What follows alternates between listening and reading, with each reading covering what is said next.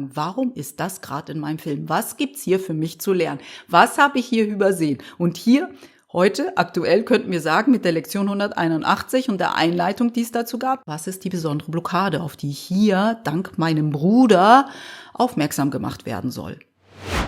Hallo, ich bin Peri Soilu und du bist hier beim Happy Cool Love Podcast, dein Podcast für mehr Lebenssinn, Bewusstsein und Klarheit und für einen Kurs in Wundern, denn was wir hier gemeinsam immer wieder tun, ist die Grundsätze, die uns ein Kurs in Wundern gibt, nehmen und sie auf unseren Alltag anwendbar machen. Wir üben immer wieder in diese wunderschön klingenden Grundsätze, manchmal auch sehr verwirrend klingenden Grundsätze zu nehmen und sie so für uns zu übersetzen, dass wir verstehen, okay, so kann das konkret im Alltag sein. So könnte ich das konkret im Alltag anwenden. Das ist, was wir hier immer wieder üben, damit wir diesen inneren Muskel stärken. Denn wenn wir ihn nicht stärken, dann haben wir diese Ideen, die uns ein Kurs im Wundern gibt, nicht parat in den Situationen, wo wir wirklich einen merkbaren, einen fühlbaren Unterschied machen können in Richtung Frieden, Sicherheit, Liebe, erfüllt sein, all diese Dinge, die uns das Ego, Angst, Mangel, Denksystem verwehrt oder irgendwie aufzeigt, um sie uns wieder wegzunehmen. Das Ego, Angst, Mangel, Denksystem redet uns ein, dass wir nur Mensch sind und nur diese 5 Sinne des Körpers haben, um Sinn aus dieser menschlichen Erfahrung zu machen. Und wenn wir das so leben, dann merken wir, wie unsicher, wie gefährlich, wie leidvoll Menschsein auch sein kann. Und ein Kurs im Wundern sagt, hey, das ist nicht die absolute Wahrheit. Du bist unsterblicher Geist, der diese menschliche Erfahrung gewählt hat. Und wenn du die Grundsätze, wenn du die Regeln oder die Gesetze dieser höheren Ebene, dieses Geistes, dieser geistlichen Ebene wieder annimmst, die eigentlich deine Wahrheit ist und sie hier auf dieser menschlichen Ebene anwendest, dann machst du eine dezidiert andere, eine freundlichere, eine liebevollere, eine sanftere, eine glücklichere, eine erfülltere und reichere menschliche Erfahrung. Klingt gar nicht mal so schlecht, wie ich finde. Das ist, was ein Kurs in Wundern uns anbietet, aber wir müssen Ja dazu sagen, denn die Liebe, die die Quintessenz dieses Werkes ist, dieser Quelle ist, zwingt es niemandem auf. Wir müssen aktiv Ja dazu sagen. Also wir haben Arbeit zu tun, sie ist vielleicht nicht so sehr im Außen, sie ist mehr innen, aber da ist was zu tun. Also redet dir nicht ein, dass da nicht was zu tun ist. Diese Arbeit, die wir zu tun haben, die ist innerlich. Wir haben Verantwortung für unseren Geist zu tragen. Ein Kurs im Wundern sagt, wir erreichen so wenig, weil unser Geist so undiszipliniert ist. Undiszipliniert heißt, wir hören auf das Ego anstelle auf eine höhere Wahrheit in uns. Und das Ego redet uns wirklich Angst, Mangel, Schrecken ein, den ganzen Tag und dass wir angreifen müssen und uns verteidigen müssen, um sicher zu sein. Aber es verheimlicht uns die meiste Zeit, wenn wir nicht richtig hingucken, wenn wir uns ablenken lassen, dass durch Angriff und Verteidigung wir nur noch mehr Angst empfinden werden. Angst ist nicht der Ausweg aus der Angst, weil Verteidigung und Angriff stehen für Angst. Wir müssen immer zurück zur Essenz. Für was steht das, was ich hier gerade tue? Für die Angst oder für die Liebe? Und wenn ich etwas tue, wie angreifen, dann ist ganz klar, dass ich Angst habe. Und damit verstärke ich die Angst für mich und für die Welt. Das ist gar nicht so schwer. Also es ist auch sehr logisch herleitbar, was im Endeffekt das ist, was wir zurückbekommen. Je nachdem, was die Quintessenz unserer Aktionen ist, will ich jetzt mal sagen. Also, was wir heute tun, ist, dass wir heute mit dem Übungsbuch, weil ein Kurs im Wundern ist ja aufgeteilt in 3 verschiedene Teile, nämlich das Textbuch, das Übungsbuch und das Handbuch für Lehrer. Und im Übungsbuch sind wir heute, falls wir am 1. Januar alle gemeinsam mit dem Übungsbuch begonnen haben, bei Lektion 181. Dort, Lektion 181 beginnt ja mit einer Einleitung, beziehungsweise Lektion 181 bis 200 haben eine Einleitung und in dieser Einleitung wurden wir heute auf etwas hingewiesen, nämlich dass wir alle wahrscheinlich noch besondere Blockaden haben und ich sag auch in meinem Kurs dazu, ich habe so einen Audiokurs, der dich durch das Übungsbuch von Ein Kurs in Wundern begleitet, 365 Tage Wunder und ich verlinke alles zu 365 Tage Wunder hier in den Shownotes, falls du mal schauen willst, was das ist. Das sind Audios, die dich täglich durch das Übungsbuch begleiten. Da rede ich darüber, dass unsere besonderen Blockaden sehr subtil sein können. Also sie müssen gar nicht so auffällig sein, sie müssen gar nicht so offensichtlich sein. Manchmal sind sie ganz schön versteckt und deshalb brauchen wir diesen disziplinierten Geist und vor allem ganz viel Ehrlichkeit mit uns, damit wir auch uns eingestehen können, dass diese besondere Blockade gerade in mir noch aktiv ist und dass mein Bruder, jede andere Seele, die ja auch gerade eine menschliche Erfahrung macht, mich darauf hingewiesen hat. Jeder wird im Kurs dein Bruder genannt. Also deine Mutter ist dein Bruder, dein Vater ist dein Bruder, dein Partner ist dein Bruder, deine Partnerin ist dein Bruder, dein bester Freund ist dein Bruder, dein Arbeitskollege ist dein Bruder. Also da wird kein Unterschied gemacht.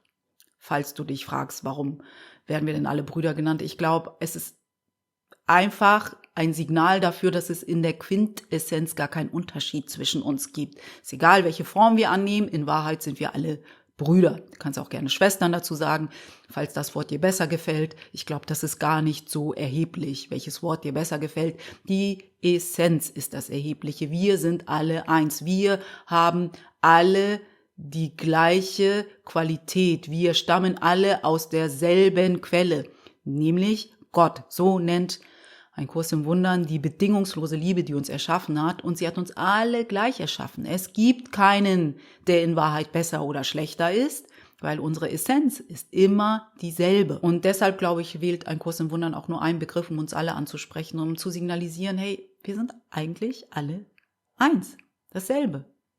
Lass dich von dieser Form bitte nicht immer so täuschen. Heißt nicht, dass du mit jedem gut Freund sein musst. Es ist ja auch gar nicht möglich. Heißt trotzdem, dass du auch Nein zu Menschen sagen kannst, auch wenn du immer weißt, du stehst letztendlich immer nur dir selbst gegenüber. Du weißt ja, welche Aufgabe du hast in jeder Situation, wenn du auf deinen inneren Lehrer hörst. Dem Heiligen Geist, so nennt ein Kurs im Wundern unsere weise innere Stimme. Und die sagt dir dann immer, okay, hier musst du Nein sagen, hier hört der Weg mit dieser Person auf. Das heißt nicht, dass wir mit jedem immer befreundet sein dürfen.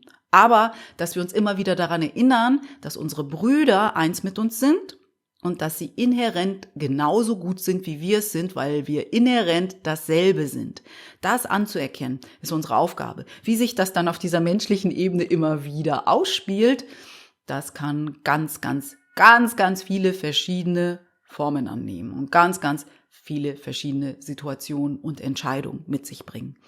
Also, was wir heute machen, lange Rede, kurzer Sinn, ich habe ganz schön viel geredet, ist, dass wir nochmal die Lektion des Tages, die Lektion 181, uns zu Gemüte führen, so ein bisschen darin lesen, weil sie mich tatsächlich an eine Situation erinnert hat, die ich vor kurzem erlebt habe, wo ich gemerkt habe, dass das genau passieren kann, dass eine besondere Blockade wieder auftritt und ich versucht sein könnte, meinem Bruder, also der Person, mit der ich das erlebt habe, irgendeine Schuld anzuheften, etwas auf sie zu projizieren. Aber die Lektion 181 sagt uns ganz klar, was das dann für uns bedeutet und was die Alternative sein könnte. Und ich spiele das jetzt einmal durch, diese Situation, die ich erlebt habe. Und vielleicht ist das eine Motivation für dich, mal etwas bei dir durchzuspielen, wo du merkst, okay, da habe ich noch eine besondere Blockade, ich kann das anders betrachten, ich kann meine Perspektive darauf verändern, so dass die besondere Blockade mir nicht mehr meine Sicht, meine Schau versperrt, meine vergebende Sicht versperrt und das, was ich eigentlich will, dass ich dem näher komme, dass ich das endlich mal, weiß ich nicht, vielleicht für 5 Sekunden, vielleicht für 15 Minuten, vielleicht für 3 Jahre spüre, anstelle dem Ego zu glauben. Also, wir lesen mal in der Lektion 181. Die Lektion 181 hat den wundervollen Leitgedanken, ich vertraue meinen Brüdern, die eins mit mir sind. Dort waren wir ja eben gerade. Wir sind alle eins in der Quintessenz, in der Wahrheit, auf einer höheren Ebene.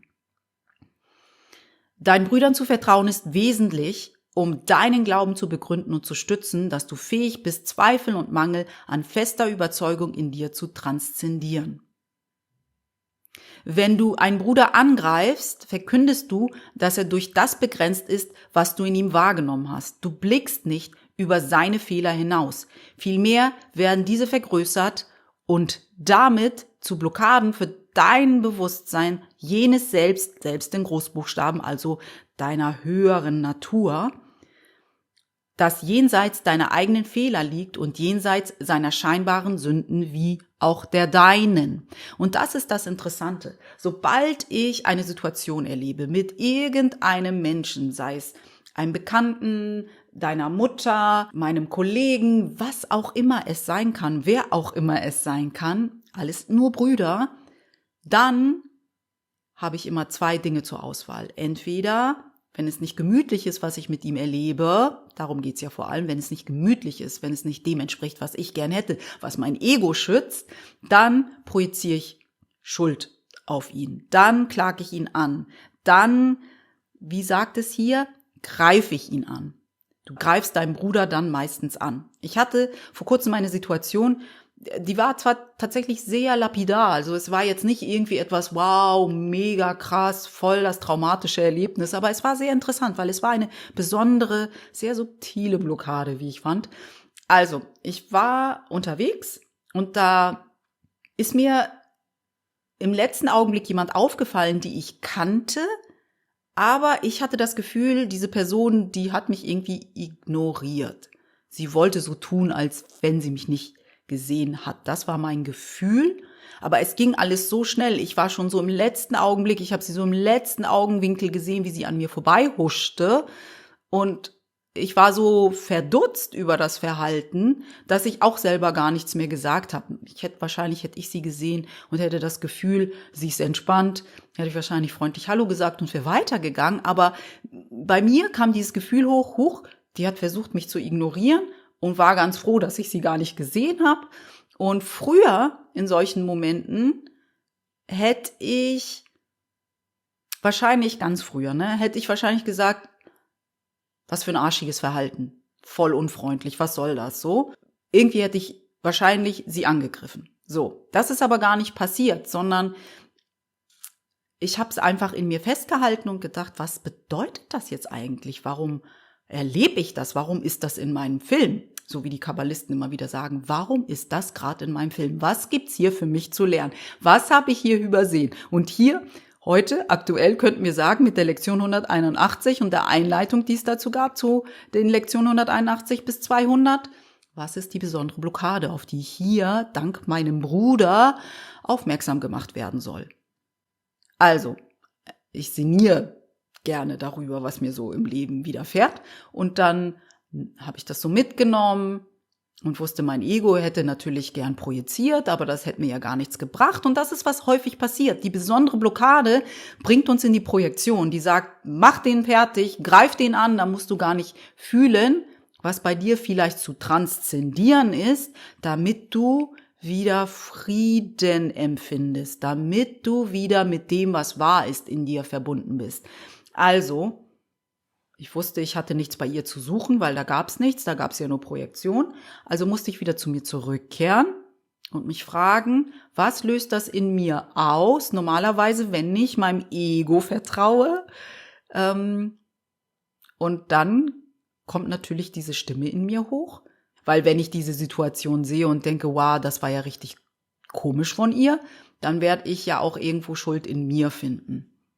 Und vielleicht war es auch komisch von ihr, aber das ist weder gut noch schlecht. Das ist einfach da. Sie ist trotzdem mein Bruder, sie ist trotzdem heilig, sie ist trotzdem mit Gott verbunden, so wie ich es auch bin. Und vielleicht kann ich ja auch irgendwann in diesem Prozess lernen, was mir auch gelingt, immer wieder zu segnen und zu wissen, da ist was Höheres für mich drin. Ich segne dich und ich lass dich los, weil du hast mir eine Aufgabe geschenkt. Das heißt nicht, dass ich mit dir jetzt jeden Tag Kaffee trinken gehen will, auf dieser menschlichen Ebene, aber ich nehme die Aufgabe, die höher ist als die menschliche Ebene, an. Und dann habe ich irgendwann verstanden, normalerweise würde mein Ego mich jetzt dorthin führen, zu sagen, ich muss was getan haben, weil sonst wäre die Person ja nicht so unfreundlich gewesen oder hätte mich versucht zu ignorieren. Ich muss irgendwas Schlechtes getan haben. Und das Ego ist ja krass. Das sagt ja nicht, hey, du hast was Schlechtes getan, sondern es sagt, du bist schlecht. Das ist, was das Ego tut. Es geht von einer Handlung dahin, dass es dir die Qualität der Handlung als Persönlichkeitsattribut schenkt. So, also du hast was Schlechtes getan, also bist du ja auch schlecht. So, also dorthin wäre mein Ego früher mit mir gegangen, hätte ich das erlaubt. Ich bin ein schlechter Mensch, weil da ist irgendjemand, der irgendwie erratisch, irgendwie vielleicht einer schlechten Laune ist, vielleicht einen schlechten Tag hat, was weiß ich. Ich weiß es ja nicht mal. Das Ego malt sich so ganz 1000 Geschichten aus, was hätte sein können und wieso und warum das so ungerecht war. Und vielleicht hatte sie auch wirklich nur schlechte Laune. Was habe ich mit der schlechten Laune eines anderen Menschen zu tun? Und jedenfalls habe ich dann gedacht, okay, interessant, dorthin würde mein Ego normalerweise gehen. Dahin will ich aber heute nicht. Aber wir müssen auch immer wieder gucken, haben wir da auch alle Emotionen, die damit einhergehen, schon gespürt? Haben wir da wirklich so neutral wie möglich als einfach durch uns durchfließen lassen? Ne? Und da, wo ich bin, ich habe das schon so 1000-mal durchgespielt, dass ich gar nicht mehr glaube, dass das meine Aufgabe ist, es nochmal zu fühlen, sondern einfach anzuerkennen, dorthin wäre mein Ego früher mit mir gegangen. Was ist mein wahrer Job? Und ich habe dann irgendwann verstanden, mein wahrer Job ist, zu segnen, es loszulassen und mein Innerstes dadurch nicht zum Wackeln zu bringen. Nicht irgendwie wieder zu wanken und zu denken, irgendwas stimmt nicht, irgendwas stimmt mit mir nicht, sondern meine Aufgabe ist es ich habe dann irgendwie diese Assoziation mit einer Blume gehabt. Es ist egal, was um eine Blume herum passiert, die Blume richtet sich immer gern Licht, sie richtet sich immer gern Sonne.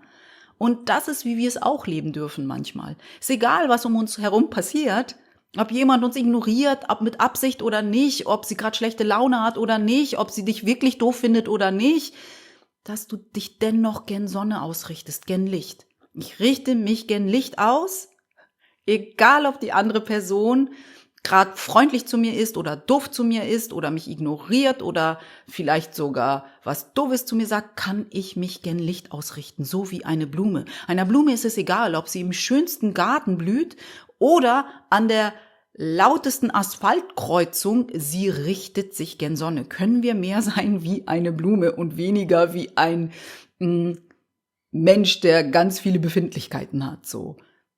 Manchmal. Manchmal ist es auch okay, Befindlichkeiten zu haben. Ich sage ja nicht, dass du nie wieder Befindlichkeiten haben sollst, aber ich finde, eine Blume kann uns so viel beibringen.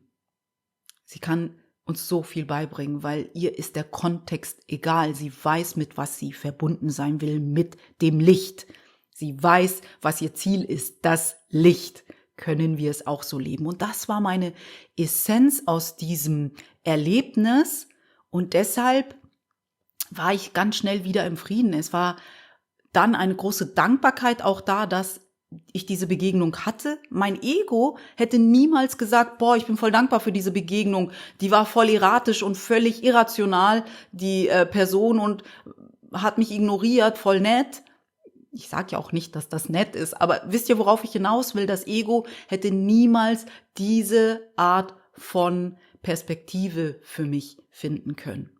Das Ego sucht immer nach Mangel, immer nach Grund zum Angriff, immer nach Grund zum Urteil, immer nach Grund, um Schuld in deinem Bruder zu finden. Und was auch immer mir geholfen hat, die Gnade, die mir dazu teil wurde, ich bin ganz schnell dorthin gegangen, dass ich dachte, hey, vielleicht ist das nur eine wundervolle Erinnerung, nicht zu wanken. Dich gern Licht auszurichten, Peri. Bleib gern Licht, weil so bist du am dienlichsten. Manchmal muss ich auch noch was fühlen. Manchmal muss ich auch noch irgendwie eine Träne verdrücken. Ich weiß es nicht. Und dann erst wieder gen Licht mich ausrichten. Aber diesmal wusste ich ganz genau, direkt gen Licht, Peri. Keine andere Aufgabe. Und das war voll schön für mich, dieses Erlebnis. Und ich hoffe, wo ich das jetzt geteilt habe, vielleicht kannst du das auch für dich irgendwie so, für irgendetwas, was dir vielleicht gerade widerfahren ist, anwenden. Was ist deine wahre Aufgabe in einer Begegnung, die dich scheinbar erstmal richtig genervt hat oder verunsichert hat oder zum Wanken gebracht hat oder deine Knöpfe gedrückt hat? Wir lesen jetzt mal noch ein bisschen in der Lektion 181, weil das nochmal untermauert und festigt, was ich gerade mit dir geteilt habe. Die Wahrnehmung hat eine zentrale Ausrichtung, nämlich entweder mit dem Ego ausgerichtet oder mit einer vergebenden Wahrnehmung ausgerichtet. Diese ist es, die dem, was du siehst, Beständigkeit verleiht. Verändere nur diese zentrale Ausrichtung, also geh von Ego-Ausrichtung, Ego-Wahrnehmung zur vergebenden Wahrnehmung. Und was du dann erblickst, wird sich entsprechend ändern. So wie das bei mir der Fall war mit dieser so scheinbar unspektakulären Situationen, die dein Ego wirklich ganz spektakulär machen kann, wenn man es zulässt. Weißt du noch? Geist braucht Disziplin, sonst erreichst du nicht so viel. Deine Schau wird jetzt wechseln, um jene Intention zu unterstützen, die deine vorherige ersetzt hat. Richte dein Augenmerk nicht mehr auf die Sünden deines Bruders und du erfährst den Frieden, der vom Glauben an die Sündenlosigkeit kommt. Weißt du, was man auch tun kann? Es gibt ja im Handbuch für Lehrer so einen Satz, dass wenn wir erkennen, dass wir in der Quintessenz alle dieselbe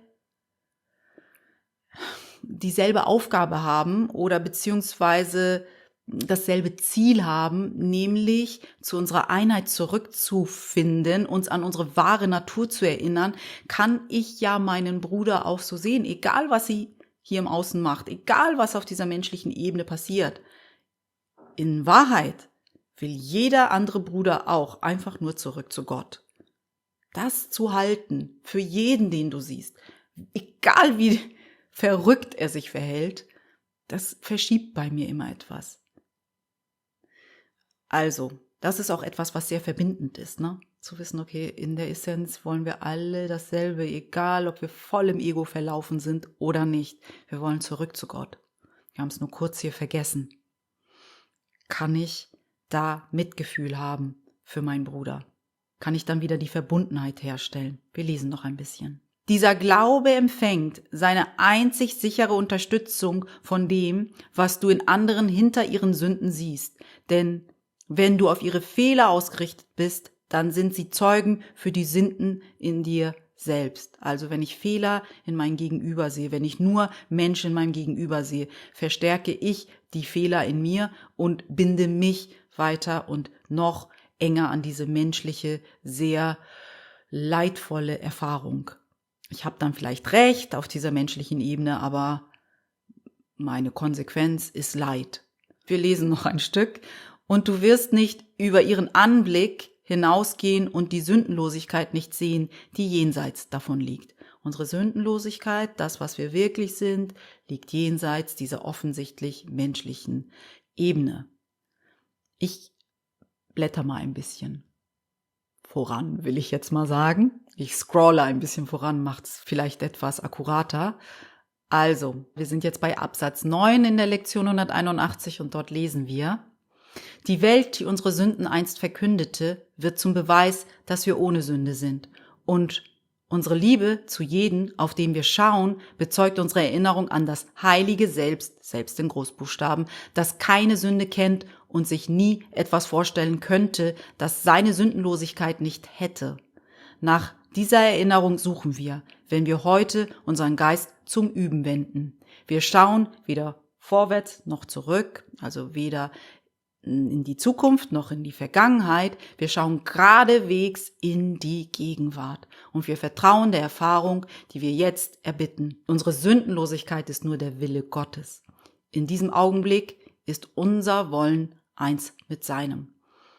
Also, vielleicht, ich gehe wieder zurück zu unseren Blumen, können wir es wie die Blume machen. Uns nicht so sehr vom Ego und vom vielleicht irrationalen oder vielleicht auch nicht irrationalen Verhalten von Menschen beeindrucken lassen, sondern immer wieder uns daran erinnern, wenn ich wanke, wenn ich meine Verbindung zu etwas Höherem Grad vergesse, dann tue ich mir keinen Gefallen. Dann verleugne ich mein wahres Selbst. Dann verleugne ich Wunder. Ich verwehre mir Wunder, die mir Gott in Fülle ohne Ende geben möchte. Das ist, was passiert. Wir können hier rumhängen und sagen, boah, wie gemein oder boah, wie ungerecht oder boah, wie unverschämt. Natürlich, das können wir. Aber was wir damit tun, ist, dass wir uns Wunder verwehren, dass wir uns Frieden nehmen, Glück nehmen, Leichtigkeit nehmen, unsere Verbindung zu unserer wahren Natur nehmen und dadurch machen wir eine sehr schwere und echt anstrengende menschliche Erfahrung. Ja, dann können wir recht haben, aber wir zahlen einen echt hohen Preis dafür. Ist doch egal, ob jemand gerade schlechte Laune hat. Ist doch egal, ob sie dich jetzt mit Absicht oder nicht mit Absicht ignoriert hat. Willst du deswegen wirklich die Wunder, die Gott für dich hat, nicht mehr annehmen? Willst du sie wirklich auf die lange Bank schieben und sagen, es ist mir jetzt viel, viel wichtiger, Groll zu hegen, anstelle von Wundern zu erfahren? Ich kann mir nicht vorstellen, dass du das wirklich willst. Ich will das nicht wirklich.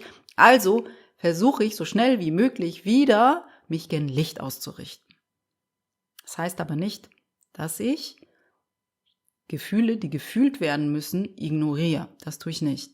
Also, es geht jetzt nicht um spirituellen Bypass legen, sondern es geht darum, immer wieder sich zu überprüfen, was ist hier eigentlich mein wahrer Job. Mein wahrer Job kann auch sein, dass ich wirklich erstmal fühlen muss, was da in mir los ist und dafür Zeit brauche und Geduld und Sanftheit und Ehrlichkeit. Aber manchmal ist mein wahrer Job auch einfach sagen, hey, da ist gar nichts für dich drin, bis auf wieder wissen, dass die einzige Art und Weise, wie du gerade sein willst, ist mit dem Licht verbunden zu sein. Also, ich glaube, das war das, was ich heute mit dir teilen wollte. Ich hoffe, da war was Brauchbares für dich drin. Falls das der Fall ist, dann freue ich mich natürlich wie immer über dein Feedback hier unter dem YouTube-Video oder auch bei Spotify. Schreib mir gern, wie es dir geht, nachdem wir hier gesprochen haben. Und falls du mich unterstützen willst, freue ich mich natürlich auch, wenn du mir ein Like da lässt, wenn du dieses Video teilst mit anderen oder diesem Kanal hier folgst. Also, pass erstmal gut auf dich auf. Wir hören wie immer ganz bald voneinander und sei gut zu dir, sei ehrlich mit dir, sei sanft mit dir. Deine Peri.